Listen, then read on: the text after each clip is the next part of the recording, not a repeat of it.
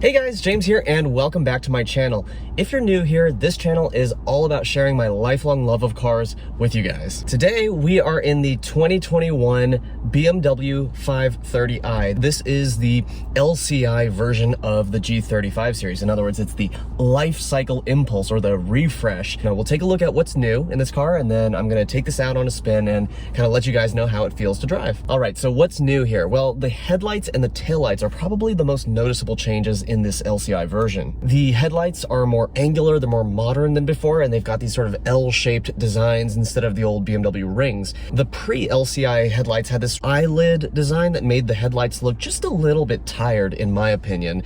And 2021 has more of a windswept look that looks more lively and energetic and athletic. Aside from the headlights, I also think the front end of this car looks more cohesive. The shapes kind of flow together a little bit better than the pre-LCI version. And thank goodness the grille is still a decently, proportionate size. It's not like those giant grills that are found on some of BMW's cars these days. The taillights have also been really heavily revised. They have this black outliney look. It's a bit like eyeliner. So, it's a little bit emo, but it does modernize the back end of this car as well. The exhaust pipes are now identical to the 540i exhaust pipes, and they're nearly the same as the M550i exhaust pipes. So, for those of you who are looking at the base 530i, hint, hint, there's also a bigger 12.3-inch infotainment screen, which is really lovely. It makes the CarPlay graphics and text really easy to read. There's also some more infotainment features as well as driver assistance tech. And with that said, let's get this show on the road and see how this thing drives. All right, the first thing you notice when you start driving this car is just how comfortable it is. Guys, this thing is super plush. I did not expect it to be this comfortable, and it's really quiet too. You basically don't hear the engine. There's just a little bit of road noise and a tiny bit of wind noise, but the interesting thing is that the wind noise doesn't seem to increase very much from about 50 miles an hour up to like 100. At 50, you're like, oh, it's like a little, there's kind of more wind noise than I'd expect. And then at like 95 miles an hour, you're like, wait, this is super quiet, and I thought I was going 75. The loudest thing in here is the road noise. But the second loudest thing in this car is this piece of paper. As it's, shaking a little bit. These are my notes, and that's how quiet this cabin is. We're to the point where a piece of paper rattling a little bit is the second loudest thing in this car. That's nuts. Up under the hood, we have the BMW tried and true Turbo 4. It's the B46/B48, which is also in the G20 3 Series. In the 3 Series, it does feel a little bit swifter. In this car, you do get the sense that it's like, all right, there is a lot of mass to move around. This car starts at about 3,700 pounds, a little over 3,700. So there is a bit of mass to move around, but it's absolutely adequate for this car. This engine is nearly silent when you're just driving around normally. When you really put your foot down, yeah, you can hear it. I think it's fairly obvious that BMW's goal with the engine sound was to make it as quiet as possible, and they did a fantastic job. As usual, this engine is hooked up to the ZF 8-speed that's kind of in everything, and I'm very happy to say that in this car, the behavior of the ZF 8-speed is very good. In other words, they tuned it really well. When you're driving in a relaxed manner, the upshifts and downshifts are nearly imperceptible, but when you start driving harder, the transmission wakes right up and it gives you those crisp upshifts and downshifts that you're really looking for. One quirk is that when you put the transmission in sport mode, or you put the entire car in sport mode, the tachometer lies to you. Whenever the car downshifts and you're in one of those sport modes, the RPMs indicated in the tach will shoot up really fast. It's like, it makes you think that you're driving basically like a PDK.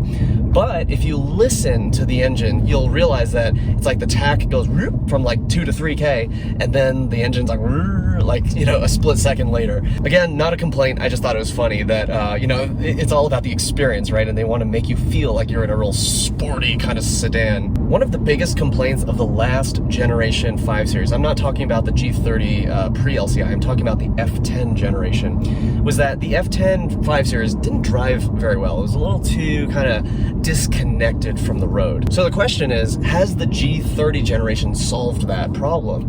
And my answer is yes. This car is way better to drive than the F10. Ever since I owned a 2003 E39 generation 540i, I've been a fan of the 5 Series. But the thing is, the F10, you know, I almost bought one back in the day. I test drove a few of them, and I couldn't connect with the F10. This car is way more hooked up and way more predictable, in my opinion, than the F10 was.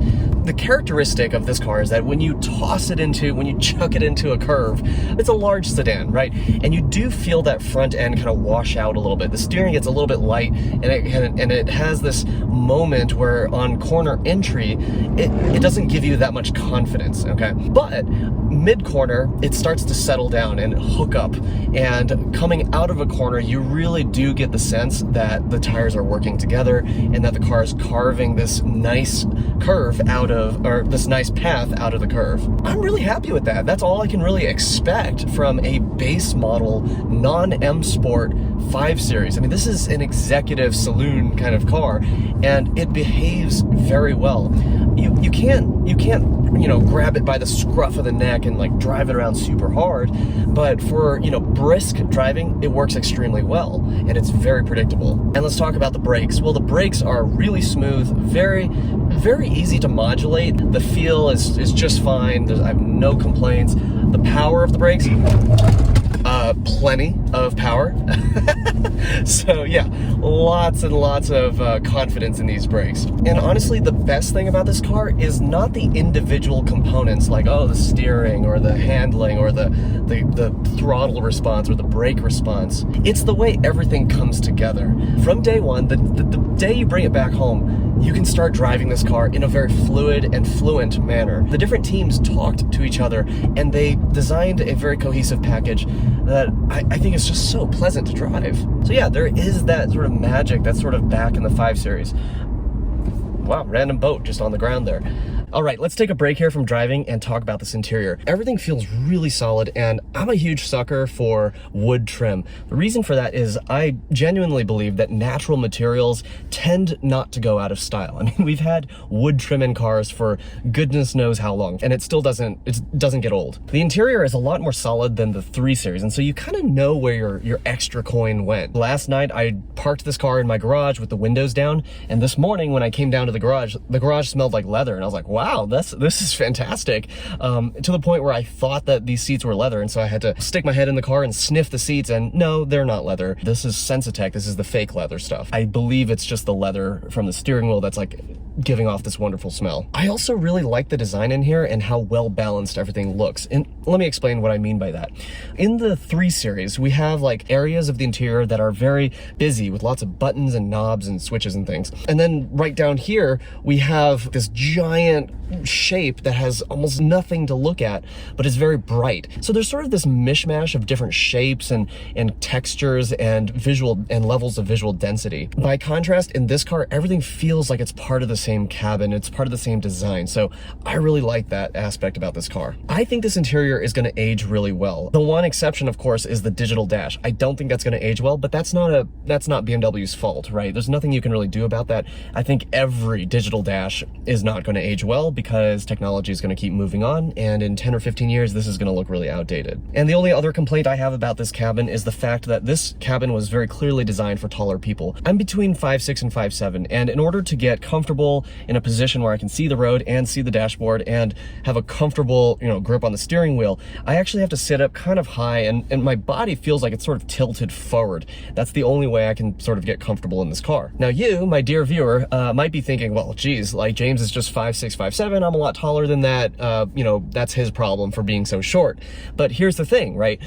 I'm 5'6", 5'7", which is short for a guy, but the average American woman is 5'4". So, you know, if you are shorter than I am, and you know, for the vast majority of females out there, this is not going to be that comfortable of a cabin. So, yeah, that's something that you're going to want to sit in. If you're considering this car, get into one, sit in it, make sure that you can get in a really comfortable seating position, because it just feels like it's not quite designed for people my height or below. But that's really it. This interior is a fantastic space. I love the way it looks. I love the way it feels. Everything works really well, wireless CarPlay, all good. And yeah, nothing really to complain about. Standard BMW stuff, but with good materials. All right, let's sum this thing up. What are the highlights of the 2021 BMW 530i non-M Sport? This is the G30 generation. Well, I think the first highlight is that with the LCI refresh, you get a much better looking exterior. And then as soon as you start driving this thing, you get to the second highlight, which is the fact that this is such a comfortable, calm driving experience. If you're the kind of person who works a little too hard, makes a little too much money, and leaves the office every day with blood pressure that's a little bit too high, this is the car for you. This is the kind of car where you hop in at the end of a long day of work, and as you're driving home, it brings down your heart rate and your blood pressure. And the final highlight of this car, in my opinion, is the fact that the steering, the gas, and the brakes work so well together, so harmoniously together to deliver what is just a very fluid driving experience. This is the kind of car where as soon as you drive it off the lot, within an hour of driving it, you understand the car. You understand the way it's going to respond to your steering, your gas, and your brakes. And that's what, and that connection between you and the machine comes from the fact that all the controls are so harmonious, and I love that. Again, it shows that BMW really sweated the details. They tuned everything just to perfection in this 530i. So is this a sort of successor to the E39, which, you know, many fans, including myself, would say is one of the best 5 Series generations? I think it kind of is. It's definitely a return to form. I have driven the E60 and the F10 5 Series cars before, and I didn't like how they felt. I felt like they were unfinished somehow. But the E39 and now this G30 feel like finished products, and they have a very similar blend of athleticism and comfort and luxury. It's a great choice if you're looking for that sort of executive saloon kind of car, and you don't quite want to go up to like a 7 Series or an S-Class because that's a little too big and gaudy. The 5 Series, this G30 generation, fantastic. If you liked this video or found it helpful, hit that like button down below. I really appreciate it, and it helps the YouTube algorithm as well to know that, hey, this is a video that you enjoyed and that you found helpful, so then it'll share it with others. And if you're not yet subscribed, hit that subscribe button down below, because I have more car reviews and more sort of car chit chat coming up. And again, my name is James, and thank you so much again for joining me today, and I will see you in the next video.